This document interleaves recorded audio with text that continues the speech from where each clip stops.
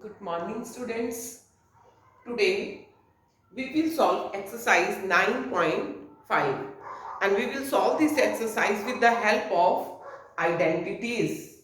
Before starting the exercise, I let me make you clear what is an identity. Tell me what is this? 2x plus 3 is equal to 13. What is this? Yes. In chapter 2nd, you have already done. It is an equation. Statement of equality. This statement of equality is telling that left hand side is equal to right hand side. And what is this? Only algebraic expression, because sign of equality is not there. Algebraic expression which is made up of number and variable.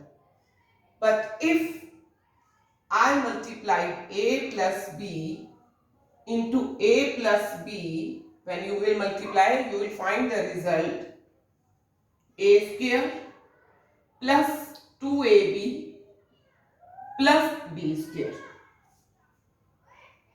It is an identity. What I said?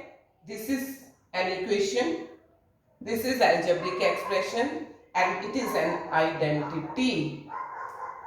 Okay, it's clear.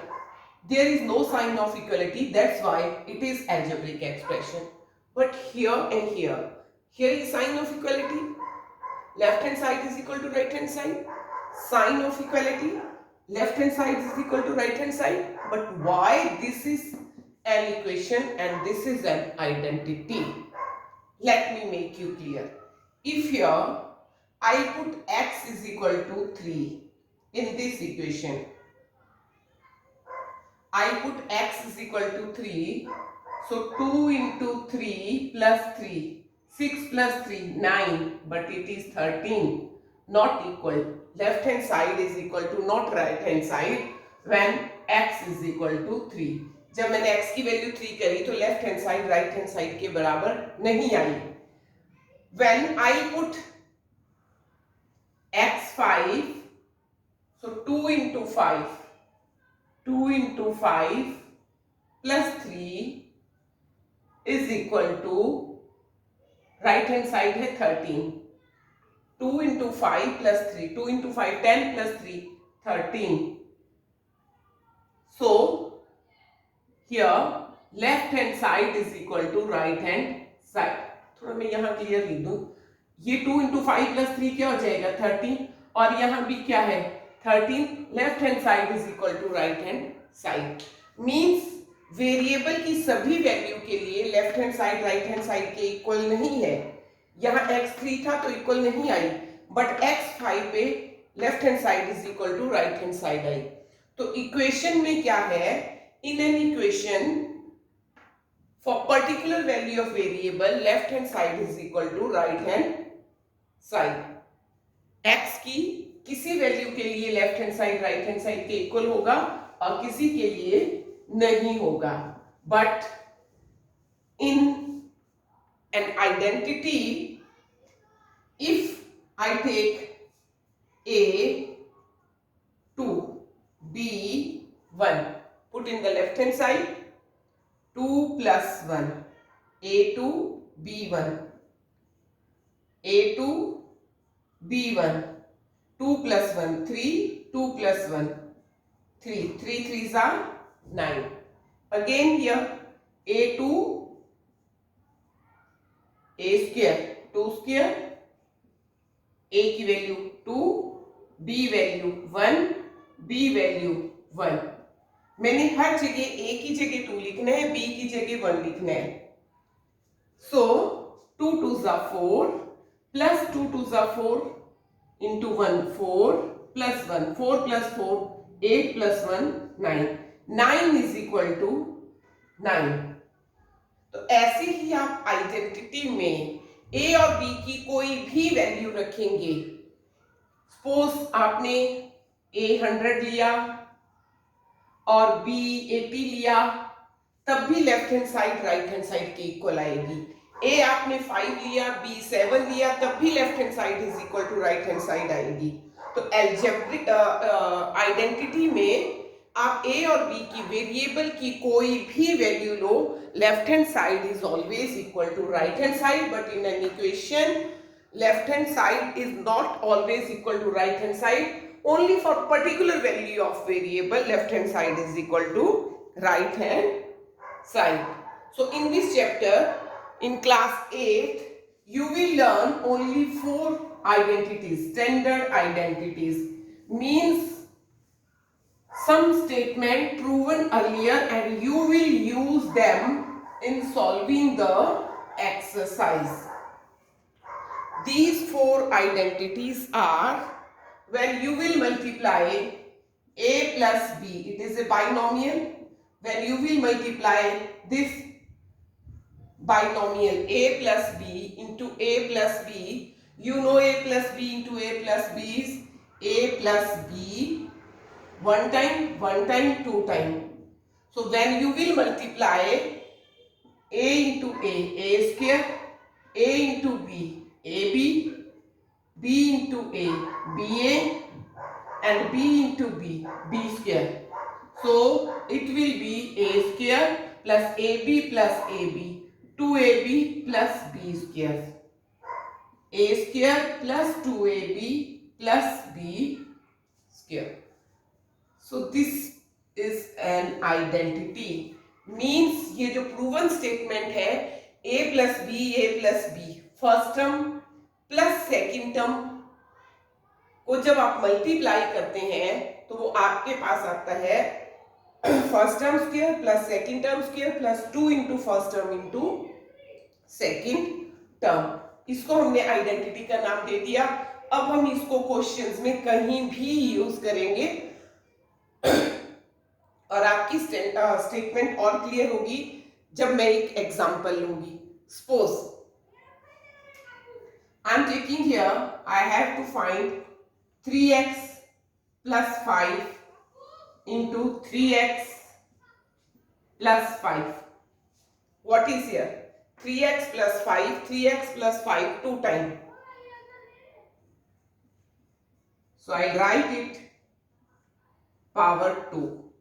अब ये किस form में बन गया देखिए, 3x plus 5 first term plus second term square, first term plus second term square means 3x अगर a है, if this is a, 3x is a, मैं ये आपने नहीं लिखना, सिर्फ लिख रही हूं दिखाने के लिए। 3x a है, यहां a है आपका 3x and b second term है 5। तो आप क्या करोगे, first term a 3x, second term b 5, तो आपको पता है first term plus second term का स्क्वायर होता है first term square a square. तो a क्या है यहाँ 3x, first term is a, compare करो, first term is a is 3x, this, so 3x square, then 2a again first term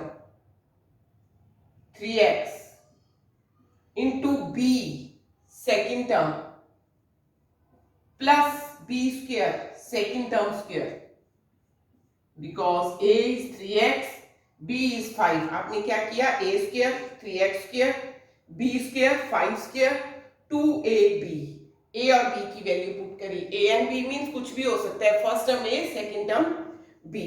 so in this way 3x means 3 का भी square करना है, x का भी स्क्वायर करना है। आप ऐसे नहीं लिखोगे, ये गलत होगा, इट मीन्स ओनली आपने x का स्क्वायर किया, आपने इसको ब्रैकेट में डालना है क्योंकि a जो है 3x है, x नहीं, पूरी टर्म है।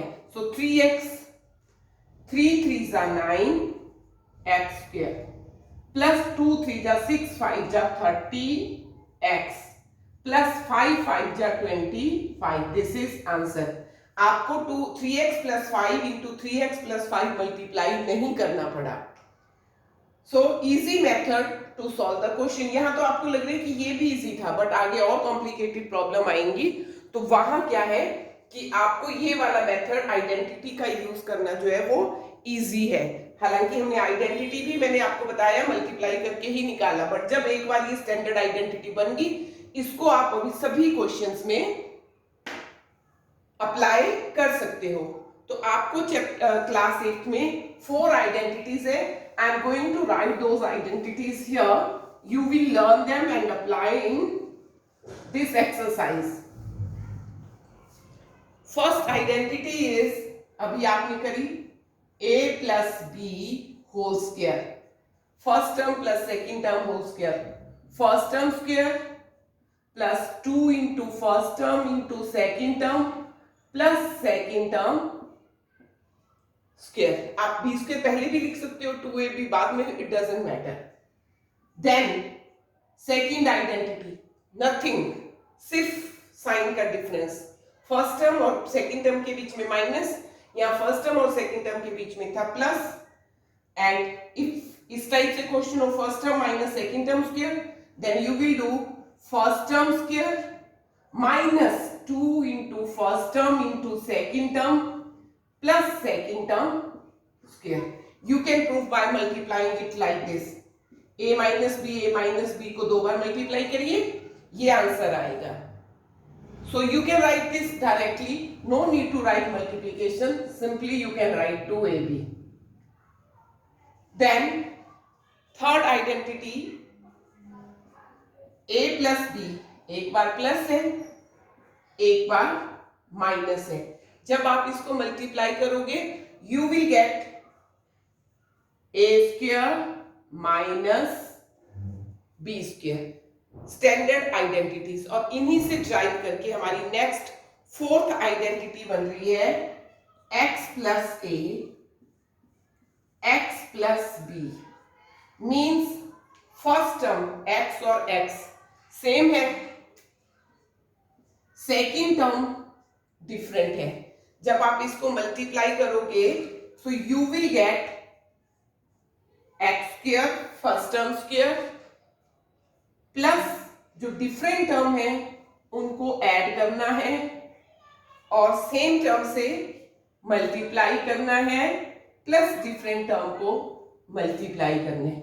Nothing you did, first term जो सेम है उसका स्क्वायर, फिर एक बार डिफरेंट टर्म को ए बी को ऐड किया, एक बार ए बी को मल्टीप्लाई किया, जहां ऐड किया उसके साथ एक्स लगा दिया। तो ये 4 आइडेंटिटी आप लर्न कर लो और पूरी एक्सरसाइज में ये 4 आइडेंटिटीज ही आपकी यूज होनी है। क्लियर?